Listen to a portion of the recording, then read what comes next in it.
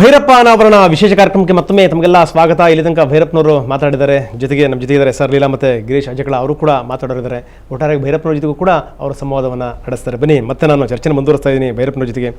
Sir, ಬಹಳ ಒಂದು ಖುಷಿ ವಿಚಾರ ಇವತ್ತು ಅಂತಂದರೆ, ತಾವು ಪ್ರಚಾರದಿಂದ ಬಹಳ ದೂರ, ನೀವು ಅಕ್ಷರದ ಮುಖಾಂತರನೇ ಮನೆಯನ್ನು ಮನಸ್ಸುಗಳನ್ನು ತಲುಪಿರುವಂಥವ್ರು ಮತ್ತು ಅಲ್ಲಿ ಶಾಶ್ವತವಾಗಿರುವಂಥವ್ರು ತಾವು. ಈ ಟಿ ವಿ ಸಂದರ್ಶನ ಅದೆಲ್ಲ ಬಹಳ ದೂರದ ಸಂಗತಿ. ಇವತ್ತು ನಮಗೆ ಬಹಳ ಖುಷಿ, ನಮಗೆ ಬಹಳ ಹೆಮ್ಮೆ ಅಂತಂದರೆ ಸುವರ್ಣ ನ್ಯೂಸ್ನಲ್ಲಿ ಕೂತ್ಕೊಂಡು ತಾವು ಮಾತಾಡ್ತಾ ಇದ್ದೀರಿ ಅನ್ನುವಂಥದ್ದು ಒಂದು. ಆಮೇಲೆ ಇನ್ನೊಂದು ಹೇಳಬೇಕು, ತಾವು ಯಾವ ಪತ್ರಿಕೆಗೂ ಕೂಡ ಲೇಖನ ಬರೆದಿದ್ದು ಕೂಡ ಬಹಳ ಕಡಿಮೆ, ಕನ್ನಡ ಪ್ರಭದಲ್ಲಿ ಮಾತ್ರ ಬರೀತಾ ಇದ್ದೀರಿ. ಆಮೇಲೆ ಇನ್ನೊಂದು ನಾನು ಬಹುಶಃ ತಮಗೆ ಗೊತ್ತಿರಬೇಕು, ಮತ್ತೆ ನಾನು ವೀಕ್ಷಕರ ಗಮನಕ್ಕೆ ತರ್ತಾ ಇದ್ದೀನಿ, ನಿಮ್ಮ ಒಂದು ಧಾರಾವಾಹಿ ಪ್ರಪ್ರಥಮವಾಗಿ ಪತ್ರಿಕೆಯಲ್ಲಿ ಅದು ಬಂದಿದ್ದು, ನಿಮ್ಮ ಕಾದಂಬರಿ ಧಾರಾವಾಹಿಯಾಗಿ ಬಂದಿದ್ದು ಕೂಡ ನಮ್ಮ ಕನ್ನಡ ಪ್ರಭದಲ್ಲೇ.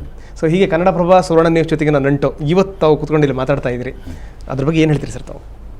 ಇಲ್ಲ, ಬಹಳ ಮೊದಲೇ ನಂದು ಗೃಹಭಂಗ ಮತ್ತು ತಬ್ಬಲಿಯು ನೀನಾದೆ ಮಗನೇ, ಅಥವಾ ಅದರಲ್ಲಿ ಎರಡರೊಳಗೆ ಮೊದಲು ಯಾವುದು ಬಂತು ನನಗೆ ಸರಿಯಾಗಿ ನೆನಪಿಲ್ಲ. ಆವಾಗ ಕನ್ನಡ ಪ್ರಭದಲ್ಲಿ ಸ್ನೇಹಿತರಿದ್ದರು, ನಮಗೆ ಕೊಟ್ಬಿಡಿ ಇದೊಂದು ಧಾರಾವಾಹಿಗೆ ಅಂತ ಹೇಳಿದ್ರು. ಹೆಚ್ಚು ಜನಗಳನ್ನು ತಲುಪುತ್ತೆ ಕೊಡಿ ಅಂತ ಕೇಳಿದ್ರು. ನಾನು ಅವ್ರಿಗೆ ಕೊಟ್ಟೆ. ಓದುಗರು ತುಂಬ ಮೆಚ್ಚಿದ್ರು. ಅದು ಆ ರೀತಿ ನನಗೆ ಸಂಬಂಧ ಇದೆ. ಈಗ ನಾನು ಕನ್ನಡ ಪ್ರಭದಲ್ಲಿ ಏನು ಬರೀತಾ ಇದ್ದೇನೆ ಅದು ವಾಸ್ತವವಾಗಿ ಅಂಕಣ ಅಲ್ಲ. ನಮಗೆ ಏನಾದರೂ ಬರೀರಿ ಅಂತ ನನಗೆ ಸಂಪಾದಕರು ಕೇಳಿದ್ರು. ನನಗೆ ಅಂಕಣ ಬರೆಯೋಕ್ಕಾಗಲ್ಲ, ಯಾಕೆಂದರೆ ಅಂಕಣ ಒಂದೊಂದು ಅಂಕಣವೂ ಸಂಪೂರ್ಣವಾಗಿ ಮುಗಿದು ಬಿಡಬೇಕು. ಆಮೇಲೆ ಮುಂದಿನ ವಾರಕ್ಕೆ ಇನ್ನೊಂದು ಬರೀಬೇಕು. ನನಗೆ ಆ ಥರ ಬರೆಯೋಕ್ಕೆ ಸಾಧ್ಯವಾಗೋದಿಲ್ಲ ಅಂತ ಹೇಳಿದೆ. ನೀವೇನು ಬರೀತೀರೋ ಒಟ್ಟಿಗೆ ಬರೆದು ಬಿಡಿ, ನಾವು ಅದನ್ನು ಅಂಕಣ ರೂಪದೊಳಗೆ ಪ್ರಕಟ ಮಾಡ್ತೀವಿ ಅಂತ ಅವ್ರು ಹೇಳಿದ್ರು. ಎರಡು ಟಾಪಿಕ್ಕು, ಒಂದು ಭಾರತದ ಆರ್ಥಿಕ ವಿಷಯದ ಮೇಲೆ ಒಂದು ಟಾಪಿಕ್ನಲ್ಲಿ ದೀರ್ಘ ಪ್ರಬಂಧ ಅಂತ ಬರೀಬಹುದು. ಇವಾಗ ಮತ್ತೆ ಬರೀತಾ ಇದ್ದೀನಿ. ನಮಗೆ ಸ್ವಾತಂತ್ರ್ಯ ಸಂದ ಆರಂಭದೊಳಗೆ ಮೊಟ್ಟ ಮೊದಲನೇ ಪ್ರಧಾನಿ ಆದದ್ದು ಈ ವಿಷಯದೊಳಗೆ, ಯಾಕೆಂದರೆ ಅದೆಲ್ಲ ನಾನು ಆ ಕಾಲಕ್ಕೆ ನನಗೆ ಅರ್ಥ ಮಾಡ್ಕೊಳ್ಳೋ ವಯಸ್ಸು ಆಗಿತ್ತು. ರಾಜಕೀಯದೊಳಗೆ ನನಗೆ ತುಂಬ ಆಸಕ್ತಿ ಇದೆ. ನಾನು ಅದರ ಬಗ್ಗೆ ಬರೆಯೋಕ್ಕೆ ಹೋಗಲ್ಲೇ ಹೊರತು ತುಂಬ ಆಸಕ್ತಿ ಇದೆ. ಹೀಗಾಗಿ ಓದಿದ್ದೀನಿ ಸಾಕಷ್ಟು. ಒಂದು ದೀರ್ಘ ಪ್ರಬಂಧವನ್ನು ಬರೆದಿದ್ದೇನೆ. ಅದನ್ನು ವಾರಕ್ಕೊಂದ್ಸಲಿ ಎಷ್ಟು ಕಟ್ ಮಾಡಬೇಕು ಅಷ್ಟು ಮಾಡ್ಕೊಂಡು ಸಂಪಾದಕ ವರ್ಗ ಮಾಡ್ತಾ ಇರೋ ಕೆಲಸ ಅಷ್ಟೇ ಆಯ್ತು. ಹೀಗಾಗಿ ಜನಗಳಿಗೆ ತಲುಪ್ತಾ ಇದೆ. ಮಾಡಿ ನೀವು ಅದನ್ನು ನಮಗೆ ಕೊಡಿ ಅಂತ ಕೇಳಿಯೂ ಇದ್ದಾರೆ. ಈ ರೀತಿ ನಮ್ಮ ಹಳೇ ಬಾಂಧವ್ಯ ಮತ್ತೆ ಶುರುವಾಗಿದೆ. ಸಂತೋಷ ನನಗೆ.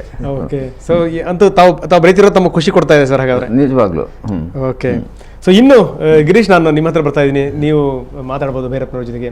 ಅಂದರೆ ಅವರ ಕೃತಿಗಳ ಬಗ್ಗೆ, ಆ ಕೃತಿಯಲ್ಲಿರುವಂಥ ಪಾತ್ರಗಳ ಬಗ್ಗೆ. ಲೀಲಾ ಅವರು ತುಂಬ ಒಂದು ಒಳ್ಳೆ ಮಾತನ್ನು ಹೇಳಿದ್ರು. ಏನು ಅಂತಂದ್ರೆ, ಒಂದು ಸಾರಿ ಆರಂಭ ಮಾಡಿಬಿಟ್ರೆ ಕೊನೆಯ ತನಕ ಬಂದು ನಿಲ್ಲಿಲ್ಲ ಅಂದ್ರೆ ಸಮಾಧಾನನೇ ಆಗೋದಿಲ್ಲ ಅಂತ, ಸುಳಿನಲ್ಲಿ ಸಿಕ್ಕ ಹಾಗೆ ಅನ್ನುವಂಥ ಮಾತನ್ನು ಅವ್ರು ಬಳಸಿದ್ರು.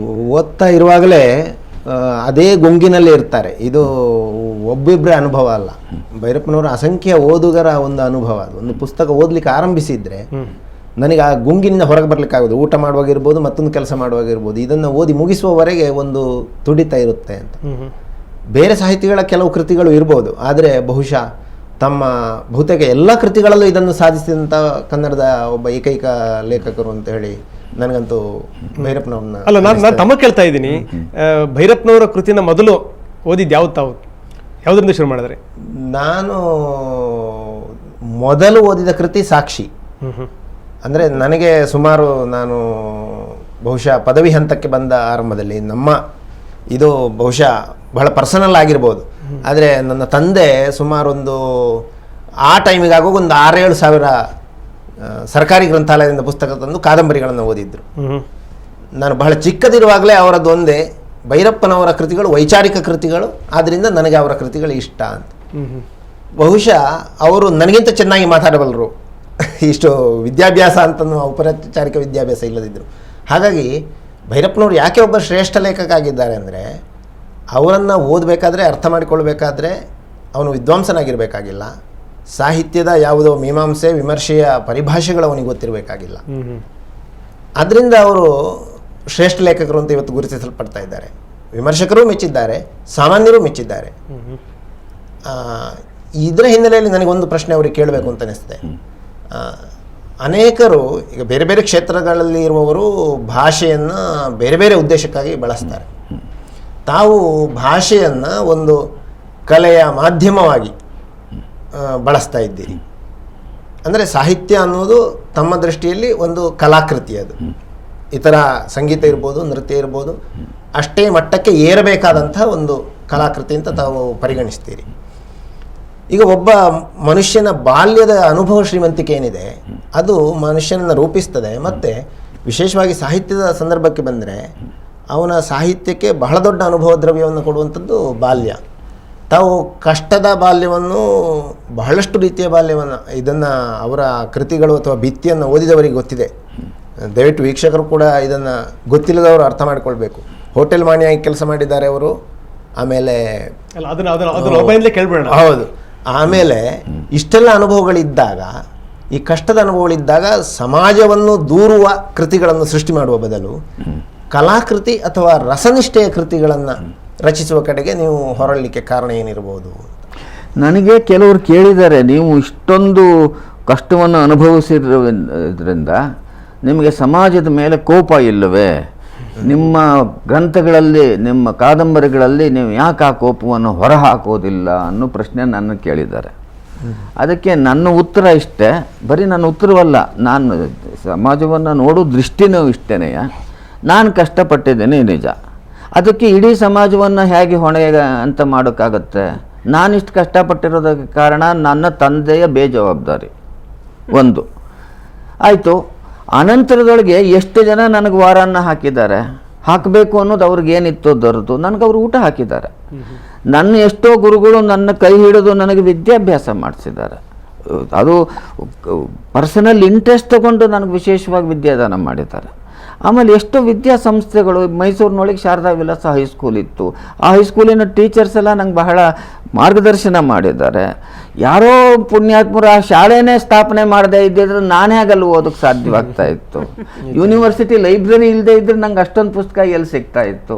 ಅಲ್ಲಿದ್ದಂಥ ಒಬ್ಬಿಬ್ಬರು ಪ್ರೊಫೆಸರ್ಗಳು ನನ್ನ ಇದು ಶಕ್ತಿಯನ್ನು ಗುರುತಿಸಿ ಖಾಸಗಿಯಾಗಿ ಅವರು ಸ್ವಂತ ಮನೆ ಕರ್ಕೊಂಡು ಹೋಗಿ ಅವ್ರ ಲೈಬ್ರರಿಲಿರೋ ಪುಸ್ತಕಗಳನ್ನೆಲ್ಲ ನನಗೆ ಕೊಟ್ಟು ಇಲ್ಲೇ ಕೂತ್ಕೊಂಡು ಓದು ಅಂತ ಇಷ್ಟೆಲ್ಲ ಮಾಡಿರೋ ಸಮಾಜವಲ್ವ ಅದು?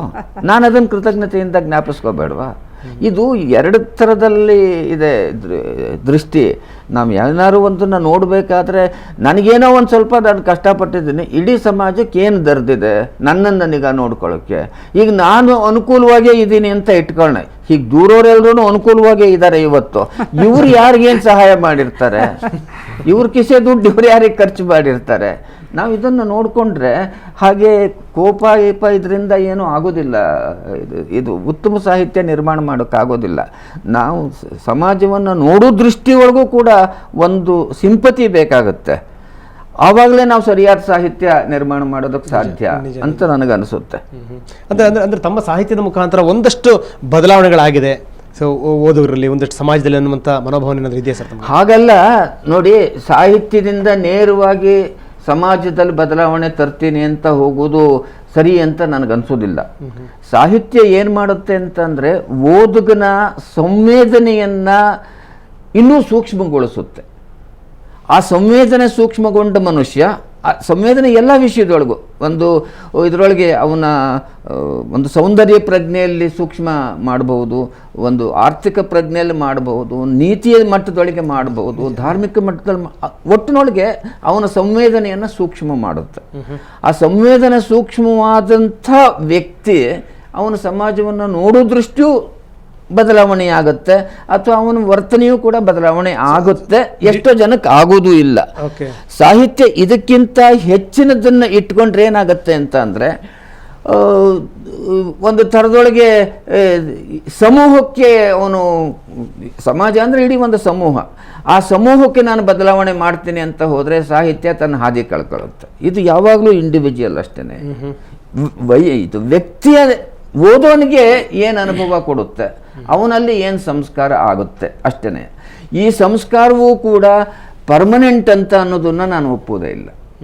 ಸಾಹಿತಿ ಒಂದು ಸಾಹಿತ್ಯದ ಒಳಗಾಗೋದು, ಸಾಹಿತಿಯಲ್ಲಿ ಆಗೋದು, ಇನ್ನೊಂದು ಸಾಹಿತ್ಯ ಓದೋನಲ್ಲಾಗೋದು. ಸಾಹಿತಿಯನ್ನು ಒಂದು ನಾನ್ ಋಷಿ ಕುರುತೆ ಕಾವ್ಯ ಅಂತ ಹೇಳ್ತಾರೆ. ಇದಕ್ಕೆಲ್ಲ ನಮಗೆ ಏನು ಅರ್ಥ ಇದ್ರೊಳಗೆಲ್ಲ? ಋಷಿ ಅಂತಂದ್ರೆ ಯಾರು? ಅವಿದ್ಯಾ ಕಾಮ ಕರ್ಮ ಈ ಮೂರನ್ನು ಸಂಪೂರ್ಣವಾಗಿ ನಾಶಗೊಳಿಸಿಕೊಂಡವನು ಮಾತ್ರ ಋಷಿ. ಸಾಹಿತ್ಯಕಾರನಿಗೆ ಏನಾಗುತ್ತೆ, ಅವನು ಬರೆಯುವಾಗ ಈ ಅವಿದ್ಯಾ ಕಾಮ ಕರ್ಮಗಳು ಸ್ವಲ್ಪ ಸುಪ್ತವಾಗುತ್ತೆ. ಇವನ ಮನಸ್ಸೆಲ್ಲ ಅವನು ಬರೆಯುವಂಥ ವಿಷಯ, ಪಾತ್ರಗಳು, ಅದರ ಕಷ್ಟ ಸುಖಗಳಲ್ಲಿ ಹೋಗುತ್ತೆ ಅಷ್ಟೇ. ಈ ಬರವಣಿಗೆ ಮುಗಿದ ತಕ್ಷಣ ಇವನು ಮತ್ತೆ ಯಥಾ ಪ್ರಕಾರ ಇವನು ಆರ್ಡಿನರಿ ಮನುಷ್ಯನೇ, ಇವನೆಂಥ ಋಷಿಯಾಗಿರ್ತಾನೆ ಇದಕ್ಕೆ. ಆದ್ದರಿಂದ ಅತಿಯಾಗಿ ತನ್ನ ಶಕ್ತಿಯನ್ನು ತನಗೆ ತಾನೇ ಆರೋಪಿಸಿಕೊಳ್ಳುವುದು ಸುಳ್ಳಾಗ್ಬಿಡುತ್ತೆ. ಓದುಗನಲ್ಲೂ ಅಷ್ಟೇನೆ, ಓದುವಾಗ ತಲ್ಲೀನಾಗಿರ್ತಾನೆ ಅವನು, ಅನಂತರದೊಳಗೆ ಅವನು ಅದರಂತೆ ನಡೀತಾನೋ ಬಿಡ್ತಾನೋ ನಮ್ಗೆ ಹೇಗೆ ಗೊತ್ತಾಗುತ್ತೆ. ಇದರಿಂದಲೂ ಸ್ವಲ್ಪ ಮಟ್ಟಿನ ಅವನ ಮೇಲೆ ಆಗ್ಬಹುದು ಪರಿಣಾಮ ಆಗಬಹುದು, ಆದ್ರೆ ಹಾಗೇ ಆಗುತ್ತೆ ಅಂತ ಅನ್ನೋದು ಅತಿಯಾದ ನಿರೀಕ್ಷೆ. ನನ್ನ ಬರವಣಿಗೆಯಿಂದ ನಾನು ಪ್ರಪಂಚ ಬದಲಾವಣೆ ಮಾಡ್ಬಿಡ್ತೀನಿ, ಸಮಾಜ ಬದಲಾವಣೆ ನಿರೀಕ್ಷೆಗಳು ಇಟ್ಕೊಂಡು ಯಾರು ಬರೀಬಾರ್ದು. ಇಲ್ಲ, ನಾನಂತ ನಿರೀಕ್ಷೆ ಏನು ಇಟ್ಕೊಂಡಿಲ್ಲ. ಓಕೆ, ಮತ್ತಷ್ಟು ನಾನು ನಿಮ್ಮ ಜೊತೆಗೆ ಚರ್ಚೆ ಮಾಡ್ತೀನಿ. ಸಂವಾದ ಮುಂದುವರಿಯುತ್ತೆ ಒಂದು ಸಣ್ಣ ವಿರಾಮದ ನಂತರ.